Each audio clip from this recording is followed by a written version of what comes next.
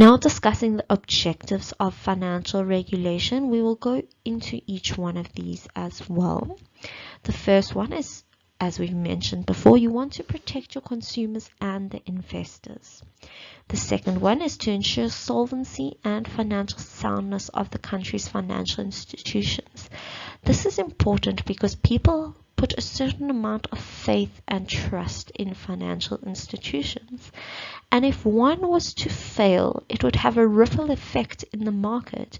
If you remember the crash in 2007-2008, where one institution fell, it had a very serious effect on the rest of the financial market. So it is very important to protect that trust that people have in the market. The third objective is to promote fairness, efficiency, and transparency in the securities market. You want to make sure that everyone in that market is on level footing and that there's transparency. People know what's happening in order for there to be trust in the market. The fourth objective is to promote a stable financial system by monitoring, mitigating, and managing risk. If the system was not stable, people would be very reluctant to invest. You want the people in your country and even foreign countries to invest in your financial system. And in order to do so, you have to provide a certain sense of stability. And the last objective is to regulate international participation in financial markets.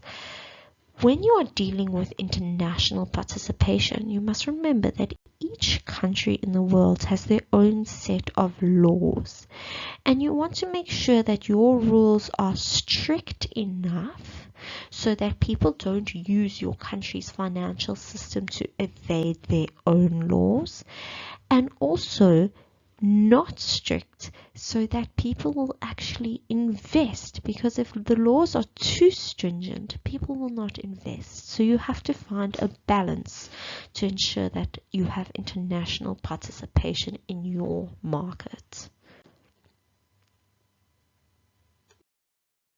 When you talk about regulation, there are also requirements necessary to fulfill these objectives.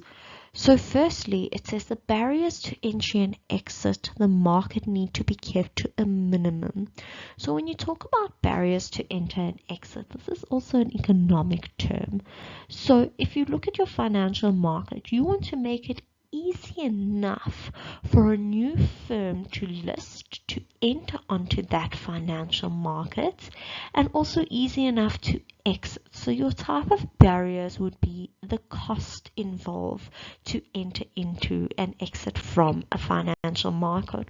Also the type of competition that is in the financial market. So for example, if you think of in South Africa, our cell phone network providers, because there is such strong competition between the very few network providers, it would be very difficult to introduce an additional provider. Then, regulatory measures should not be implemented if their impact outweighs the benefit. So, like we've said before, whenever you are looking at a new piece of legislation, the impact and cost of that legislation has to be evaluated. And if the costs outweigh the benefits, obviously they should not implement that piece of legislation. Then there should be certain restrictions and requirements for participants, but these requirements should be equal. So for example, if you would like to list on the Johannesburg Stock Exchange as a company, your requirements should be the same as all other listed companies. There shouldn't be a differentiating requirement that you need to fulfill that other companies did not. And lastly, in order to make sure that regulation achieves these objectives, there needs to be a review of the regulation. So for example, tax every year after the budget speech, the tax regulation is tweaked a little bit to make sure that it is still achieving what it set out to achieve in the first place. And the same with the Financial Markets Act. It is not as often, but often updated and amended to ensure that it is still achieving the purpose that it set out to achieve in the first place. So now we will deal with each one of these principles of regulation in more detail. I will go through it a bit faster as I have discussed each one with you. So when we deal with consumer and investor protection, how do we ensure that? So the people that are giving advice in the financial market need to meet certain requirements. They have to be, as you can see there in bold, fit and proper, which means they have to have a certain qualification. So in South African standards, when you deal with the Financial Institution Advisory Services Act, these people have to have a specific qualification, and they also have to have a specific ethical standard that they reach. They also have to get CPD points every year to ensure that they keep learning and they stay aware of new developments in the law.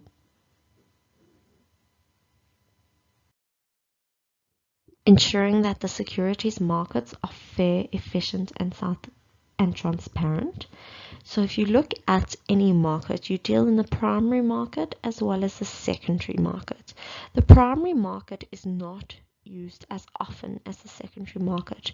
Financing of business ventures take place in the primary market, whereas trading of already listed securities take place in the secondary market, which is where most of the focus is. So you want to make sure that it is fair, efficient, and transparent. When we deal with fairness, we want fair access to information. We want to make sure that everybody receives the information at the same time. If there was a group of individuals who was receiving information before anyone else in the market, they would be able to manipulate their portfolio and stock prices to benefit themselves because they have the news first. So you want to make sure that there is a dissemination of information that is timely. So that deals with efficiency of the market. So here in Johannesburg, you have the SENS, which is run by the JSE, and they ensure that news is put out timelessly and at the same time for everyone. There is also transparency of information. So everything is publicly available. You have pre-trade as well as post-trade information, which is publicly available. This is becoming more relevant if you think of cryptocurrencies and the blockchain, which is an interesting thing to think about with regards to financial markets. If you look at how cryptocurrencies and the blockchain work, the blockchain is a public ledger of all the transactions that have happened. So it's ensuring that there is transparency, and it makes it more difficult for people to use financial markets for the wrong purposes.